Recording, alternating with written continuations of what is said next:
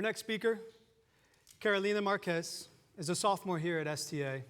She moved from Brazil last school year, and thanks to her perseverance and her dedication to school, this transition was very smooth. Carolina cares a lot for her friends and her family and would do just about anything for them. She's also always willing to volunteer since she has the dream of making a difference in this world. Carol loves all kinds of sports, and she's currently playing volleyball. If you get to know her, you'll agree that she has a great sense of humor and is extremely friendly. But be aware, she's a Taekwondo black belt. Carolina. When you complain, you make yourself a victim. Leave the situation, change the situation, or accept it. All else is madness. This is a quote by the spiritual guru, Eckhart Tolle, and it is in fact very inspiring. Recently, I was asked a question that made me realize that I should stop my complaints and get to the problem. It helped me solve a big issue that we all face daily, the habit of complaining. My name is Carolina, and today we'll walk you through a formula for turning your complaints into personal growth, the 7-second rule.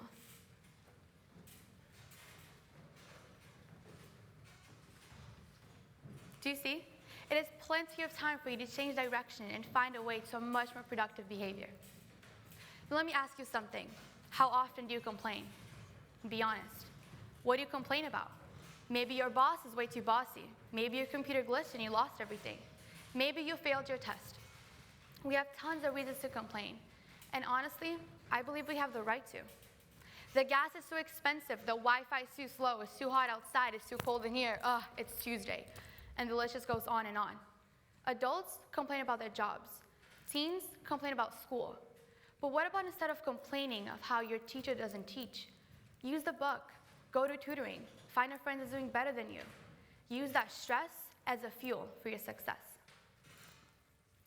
Several studies have shown that an average person complains from 25 to 30 times a day. And according to Daily Mail, this translates to approximately 53 hours a year.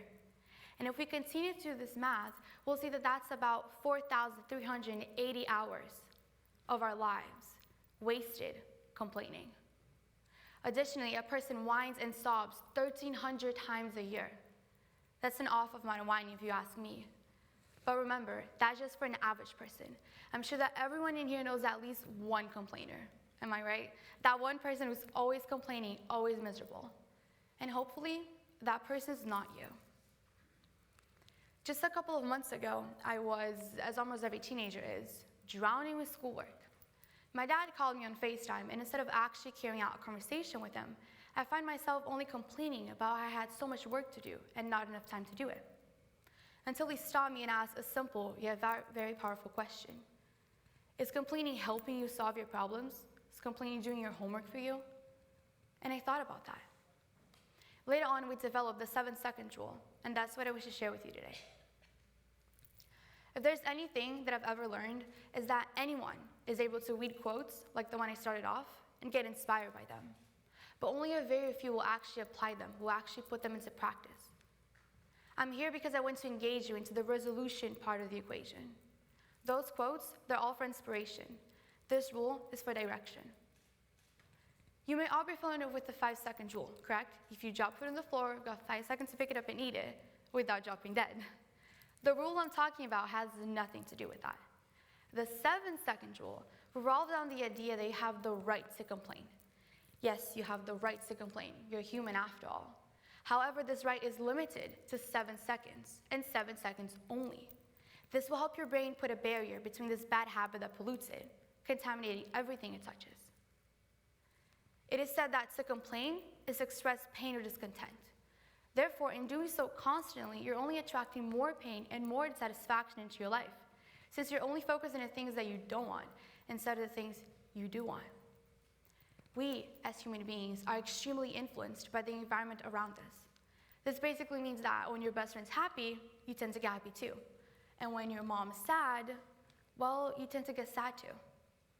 If we surround ourselves with negative people, or if we ourselves are the negative people, it won't just impact us, it impacts all those around us as well.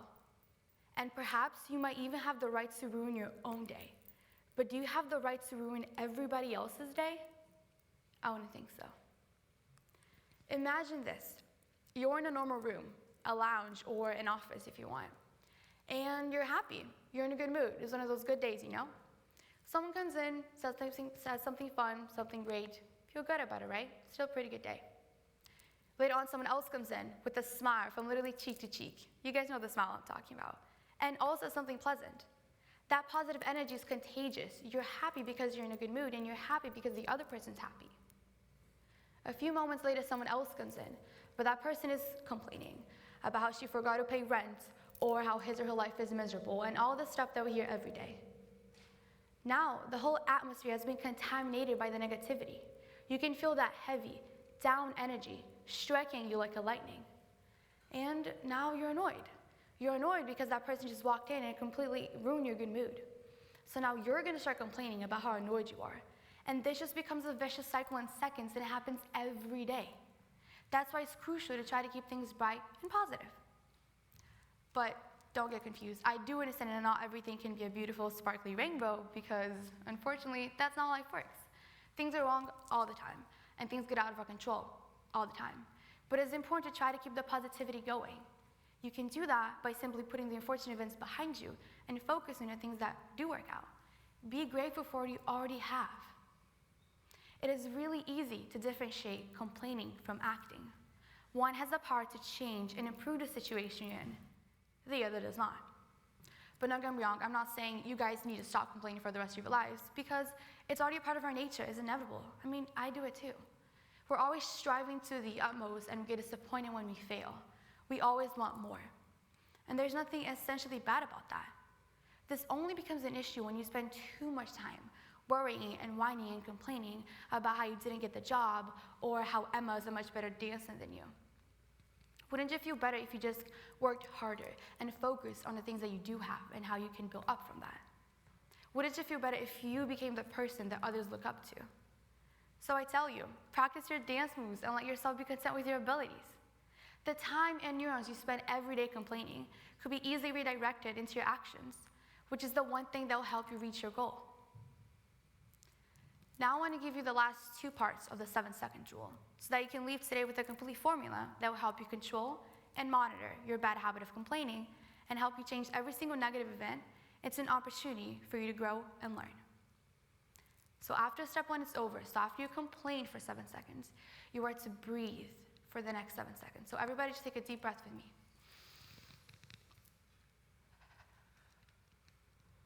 I understand you guys must be sick and tired from hearing. Take a deep breath, everything's gonna be fine. But it's true and it works. That's why people say it so much. And why is this important, you might ask? You have just contaminated your brain by complaining. So now you must oxygen it, removing all the negative thoughts to help you think more clearly. You can think of it as the windshield of a car. Filling your mind with complaints is like getting them foggy or dirty. And if they're foggy, you can't see. And if you can't see, you can't drive. Same thing happens with our minds. If we can't think properly, we can't act properly.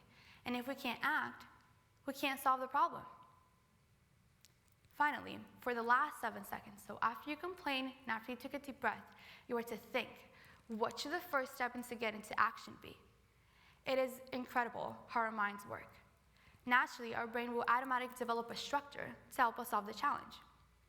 It usually goes by list the issues you're facing, so identify your problem, what resources you have that can help you, and who are the people you can go to. Who are the people that can help you? Is your coach, your mentor, your counselor, your parent, your teacher, your friend?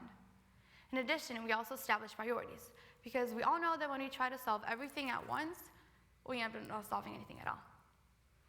So, to recap, remember, this only takes up to 21 seconds of your precious day. Step 1, you have the right to complain for 7 seconds. Step 2, take a deep breath and calm yourself for the next 7 seconds.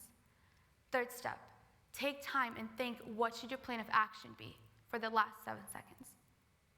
Let's try it out, shall we? I want to show you guys how it works. So I want you to take time and just identify a problem. It can be a very simple or a very complex situation. Just identify the main thing you've been complaining about in your head right now. Think about it.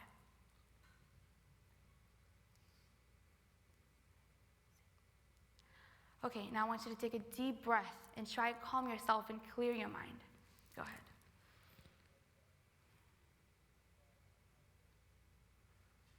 Now I want you to think, how can you solve this problem? Or at least, who can you go to that can help you with it? Think about it. You see? That was your first time putting the rule into practice. See how easy and simple it can be to channel all your complaints and negative energy into helpful, positive energy? The 7 seconds rule is simple, straightforward, and can save a lot of time in your life. For life is way too short to spend in complaining. So take action now. Thank you very much.